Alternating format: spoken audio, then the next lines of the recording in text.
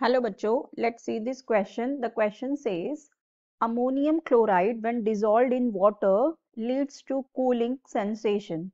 The dissolution of NH4Cl at constant temperature is accompanied by option A increase in entropy, B decrease in entropy, C no change in entropy and D no change in enthalpy. सो यहाँ पे इस question में हमसे ये कहा गया है जब अमोनियम क्लोराइड को पानी में डिसॉल्व करते हैं, ठीक है, तो हमें इससे कूलिंग सेंसेशन मिलती है।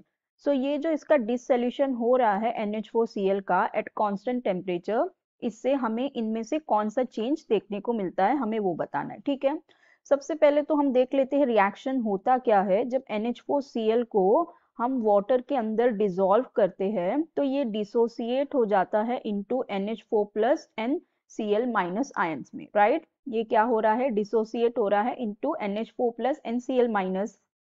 तो अब देखो हमें यहाँ पे कहा गया है कि जब डिसॉल्व होता है तो यहाँ पे हमें कूलिंग सेंसेशन मिलती है, ठीक है। अब कूलिंग सेंसेशन मिल रही है, इसका मतलब कि ये जो हमारा रिएक्शन है ये कैसा है, एंडोथर्मिक है, राइट। ये कैसा है, एंडोथर्मिक है। ये हीट क्या कर रहा है, सराउंडिंग से ले रहा है, राइट। ये कैसा है, एंडोथर्मिक है, इसमें हीट लग रही है। अब यहाँ पे मतलब हो क्या रहा है कि जब ये एंडोथर्मिक है तो मतलब यहाँ पे जो हीट एनर्जी होगी वो क्या होगी, ज्यादा होगी, इंक्रीज हो रही होगी हीट एनर्जी, या चेंज इन हीट एनर्जी कह लो, क्या होगी, इंक्रीज होगी, राइट। अब देखो जो हमें पता है हमारा एंट्रोपी होता है डेल्टा एस, ये होता है directly proportional to delta N के, ठीक है।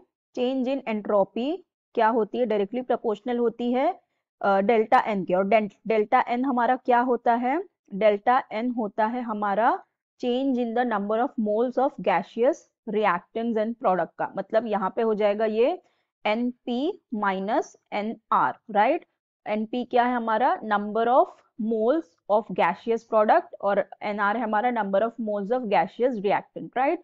अब देखो यहाँ पे ये जो हमारी रिएक्शन हो रही है, यहाँ पे ये जो NH4Cl है ये क्या कर रहा है, कंप्लीटली डिसोसिएट हो रहा है, और यहाँ पे नंबर ऑफ आयंस क्या हो रहे हैं, इंक्रीज हो गए और हो रहे हैं। NH4Cl हमें NH4 प्लस और Cl माइनस दे रहा है, मतलब यहाँ पे जो आयंस है वो इंक्रीज हुए।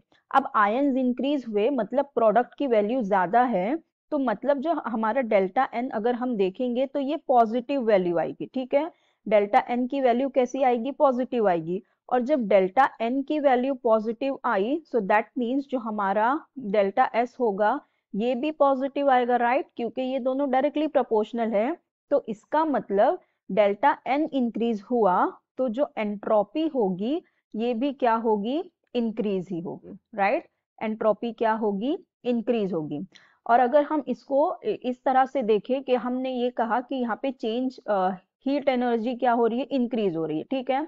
और हमें पता है जो डेल्टा एच होता है ये किस तरह से रिलेटेड होता है एंट्रोपी से, is equals to T delta S by this equation, right. तो इसका मतलब जब हमारा डेल्टा एच क्या हो रहा है, इंक्रीज हो रहा है, ठीक है।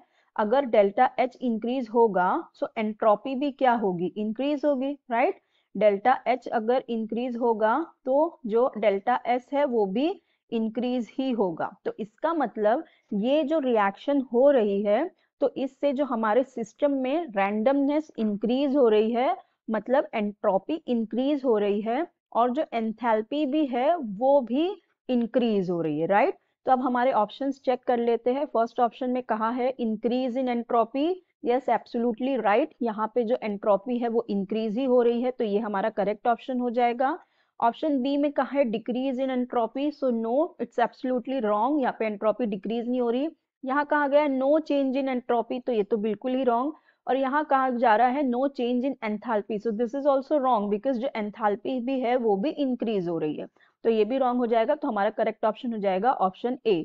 सो I hope you understood it well, best of luck, thank you.